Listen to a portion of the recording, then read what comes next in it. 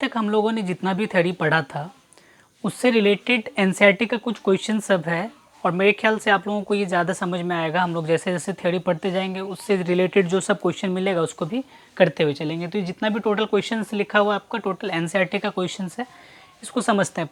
पहला जो page number 6 है, पेज नंबर 6 में क्वेश्चन नंबर 1 है। क्वेश्चन बोला गया है कि मैग्नीशियम रिबन को साफ़ करने से दहन करने से पहले हम उसे क्या करते हैं, साफ़ करते हैं। क्यों, क्या कारण है उसका? तो इसका जो मेनली कारण है, जब आप मैग्नीशियम को अगर हम खुले हवा में छोड़ देते हैं तो पहले समझ लीजिए इसको। मैग्नीशियम रिबन को जब हम खुले हवा में छोड़ देते हैं तो मैग्नीशियम अपने ऊपर में एक परत बना लेती है जिसको हम लोग क्या बोलते हैं, मैग्नीशियम ऑक्साइड। क्या बोला जाता है? Magnesium oxide. तो अब आपको दहन किसको करना है? मैग्नीशियम को। अब आप दहन किसको करेंगे? मैग्नीशियम ऑक्साइड को। तो दोनों में अंतर हो गया। तो मैग्नीशियम जो है अपने ऊपर मैग्नीशियम ऑक्साइड का परत बनाए हुए है। तो अब क्या करते हैं हम लोग, एक क्लीनिंग पेपर आता है जिसको क्या बोलते हैं, रैगमाल। ठीक, रैगमाल से उस मैग्नीशियम ऑक्साइड का जो लेयर बना उसको रगड़ रगड़ के खत्म कर देते हैं। तो अब मैग्नीशियम ऑक्साइड का लेयर खत्म हो गया, अब बचा क्या? मैग्नीशियम। तो आप मैग्नीशियम ऑक्साइड से मैग्नीशियम धातु प्राप्त किए, उसके बाद फिर अब मैग्नीशियम को आप दहन कर सकते हो। तो इसका कॉमनली आंसर क्या हो जाएगा, कैसे लिखेंगे? तो मैग्नीशियम रिबन को दहन करने से पहले हम साफ इसलिए करते हैं क्योंकि मैग्नीशियम को जब खुली हवा में रखा जाता है तो मैग्नीशियम अपने ऊपर में क्या बना लेता है, मैग्नीशियम ऑक्साइड का परत बना लेता है। ठीक, तो अब हमको जलाना किसको है? मैग्नीशियम को जलाना है, बट हम किसको जला रहे हैं? मैग्नीशियम ऑक्साइड को। तो ये गड़बड़ जो हो रहा है इसके लिए हम लोग क्या कर रहे हैं, किसको साफ कर रहे हैं? Magnesium oxide. अब मैग्नीशियम को हम लोग क्या करते हैं, मैग्नीशियम ऑक्साइड को हटाने के लिए हम लोग मैग्नीशियम को साफ करते हैं। ठीक, तो लिखोगे कैसे इसको? तो लिखने के लिए बेसिक कंसेप्ट है। इसको क्या करेंगे, जब मैग्नीशियम को खुली हवा में छोड़ा जाता है, लिख सकते हो, जब मैग्नीशियम को खुली हवा में छोड़ा जाता है, जब मैग्नीशियम को खुली हवा में छोड़ा जाता है तो मैग्नीशियम ऑक्सीजन से विक्रिया कर मैग्नीशियम ऑक्साइड की परत बना लेता है। मैग्नीशियम ऑक्साइड की परत बना लेता है। उस मैग्नीशियम ऑक्साइड की परत को हटाने के लिए हम रैगमाल क्लीनिंग पेपर से साफ करते हैं। रैगमाल क्लीनिंग पेपर से साफ करते हैं। ठीक है, और हमें मैग्नीशियम प्राप्त होता है। पुनः जब मैग्नीशियम को वायु की उपस्थिति में दहन करवाते हैं तो वह श्वेत लौ के साथ जलते हुए मैग्नीशियम ऑक्साइड का चूर्ण बनाता है। ठीक, तो ये आपका क्वेश्चन का आंसर हो गया 1 नंबर का। सेकंड नंबर बोला गया है क्या कि वर्ड में आपका लिखा हुआ और उसको बोल रहा है क्या कि इक्वेशन बनाने के लिए समीकरण बनाना है और साथ में उसको संतुलित भी करना है। तो फर्स्ट है हाइड्रोजन और क्लोरीन, ये बनाता है HCl यानी हाइड्रोजन क्लोराइड। तो हाइड्रोजन कितना इधर 2 है, क्लोरीन कितना है 2 है, तो इधर भी 2 लगा दीजिए, बस हो गया बैलेंस। बेरियम क्लोराइड पढ़ देते हैं हम इसको, बेरियम क्लोराइड। अब जिन बच्चों को कैटायन एनायन याद नहीं है वो बच्चे नहीं कर पाओगे, या डायरेक्ट लिखा हुआ है तो आप कर पाओगे, बैलेंस कर सकते हो। बट अगर आपको कैटायन एनायन याद नहीं है तो फिर वो जो बुक में जो लिखा हुआ है लैंग्वेज में तो उसको तो फिर दिक्कत ही है। सबसे पहले आपको कंप्लीट करना है कंपाउंड फॉर्मेशन इस चैप्टर के लिए। जिसका कंपाउंड फॉर्मेशन मजबूत रहेगा उसको 1 चैप्टर से लेके 3 चैप्टर तक कहीं कोई दिक्कत नहीं होगा। ठीक, कंपाउंड फॉर्मेशन वही कैटायन एनायन वाला कंपाउंड को जब बनाते हैं कैसे कैसे बनाते हैं उसको देखना। तो चलिए, बेरियम क्लोराइड है, एल्युमिनियम सल्फेट, बेरियम सल्फेट और एल्युमिनियम क्लोराइड। तो अब देखिए बेरियम क्लोराइड है, बेरियम कितना 1, इधर बेरियम कितना 1, एल्युमिनियम कितना 2, चलिए इधर एल्युमिनियम कितना 1, तो एल्युमिनियम 1 है, इधर 2 है, क्लोरीन कितना है 2 है, इधर क्लोरीन कितना है 3 है। तो अब पहले क्लोरीन को हम बैलेंस कर लेते हैं। तो क्लोरीन कितना है इधर 3, तो इसको क्या लगाओगे आगे में 2, क्यों? क्योंकि 3 2 जा 6, इवन नंबर लाना होता है। यहाँ भी क्या लगाएंगे 3। अब 3 बेरियम हो गया तो इधर भी क्या लगाना पड़ेगा 3 बेरियम। अब बैलेंस देख लेते हैं क्या है।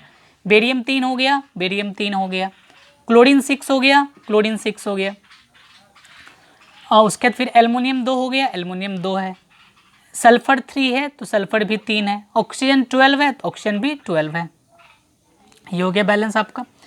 उसके बाद फिर Na plus H2O, NaOH plus H2, Na कितना एक, Na कितना एक, हाइड्रोजन कितना दो, हाइड्रोजन कितना तीन, तो तीन है तो यहाँ पे दो लगा दिए, दो दो चार हाइड्रोजन, तो इधर भी दो, देखिए दोनों बैलेंस हो गया।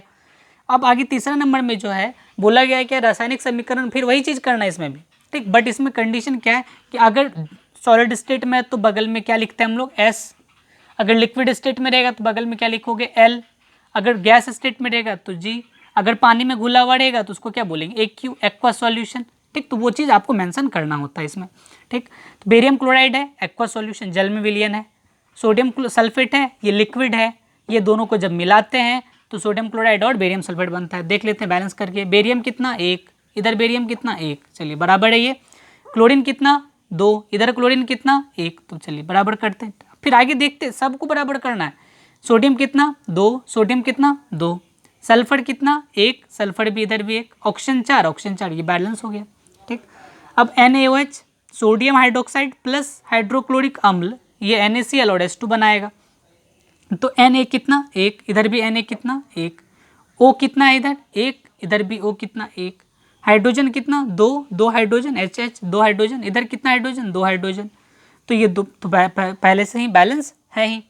अब आगे पेज नंबर 17 है, पेज नंबर 17 पलटाइएगा और उसमें देखिएगा NCERT बुक हम लोग चल रहे हैं, तो वहाँ पे लिखा हुआ है N2 नाइट्रोजन गैस और हाइड्रोजन गैस अभिक्रिया करके अमोनिया बनाता है, तो N2 कितना दो है हाइड्रोजन, नाइट्रोजन दो ठो है, तो इधर कितना नाइट्रोजन है एक, तो दो की है, तो दो नाइट्रोजन हुआ, तो हाइड्रोजन कितना हो गया, अच्छा, तो इधर दो में क्या जैसे मल्टीप्लाई करेंगे जो कि 6 हो जाए, 3 से।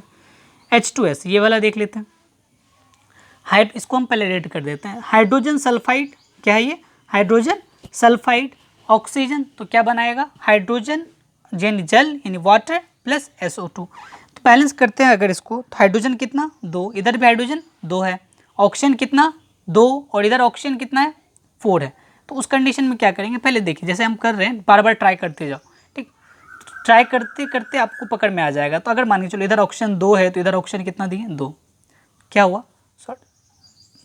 तीन ऑक्सीजन था, है ना, तीन ऑक्सीजन था, लेकिन हमको इवन बनाना है तो दो दो चार ऑक्सीजन हो गया।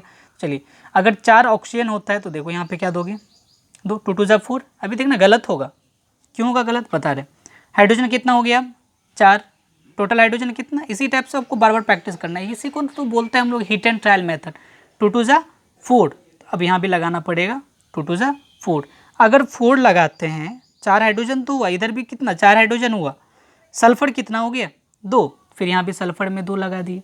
अब देखो क्या क्या बैलेंस है, हाइड्रोजन चार है, इधर भी हाइड्रोजन चार है ना, सल्फर दो है, इधर भी सल्फर दो है, क्या गड़बड़ है, ये तो आपका पूरा कर सफिशिएंट। अब बचा क्या, यहाँ से हटेगा, क्यों, क्योंकि इधर कितना ऑक्सीजन है टू टू जा 4, 4 टू 6 ऑक्सीजन है, यहाँ पे कितना दो दोगे तो 4 हो जाएगा, तो यहाँ पे कितना देना पड़ेगा तीन, तीन दो ना 6 ऑक्सीजन, तो इस टाइप से आपको बैलेंस करना पड़ेगा। गलत होगा फिर कीजिए, फिर गलत होगा फिर कीजिए, लेकिन तरीका यही है, ठीक, अलग मेथड भी है तो उसके लिए बताया जाएगा। Al कितना दो, इधर Al कितना एक, तो दोनों को बैलेंस करते हो तो यहाँ पे एक एज्यूम कर लेते, मानी चलिए हम 2 लिख दिए, तो Al दो हो गया, Al दो हो गया, क्लोरीन कितना है 3 2 जा 6, तो यहाँ पे क्या चीज़ लिखना पड़ेगा 3 हो गया ना, बेरियम 3 हो गया तो यहाँ भी लिख देते हैं 3, तो एक बार करके देखते हैं, एल्युमिनियम दो, सल्फर 3 है, सल्फर यहाँ भी 3 है ना, 3 मल्टीप्लाई हो जाएगा, ऑक्सीजन 12, ऑक्सीजन 4 3 जा 12, बेरियम 3, क्लोरीन 3 2 जा 6, यहाँ भी क्लोरीन 3 2 जा 6, बैलेंस हो गया। ये तो इसके जैसा रिएक्शन है, इससे पहले करवाया गया रिएक्शन, तो पोटेशियम प्लस जल KOH प्लस H2, तो K कितना एक, इधर भी K कितना एक, हाइड्रोजन दो, इधर हाइड्रोजन 3 है तो यहाँ 2 लगाओगे और हो गया इवन नंबर, तो अगर इवन नंबर हो तो यहाँ भी क्या लगाना पड़ेगा 2, तो बैलेंस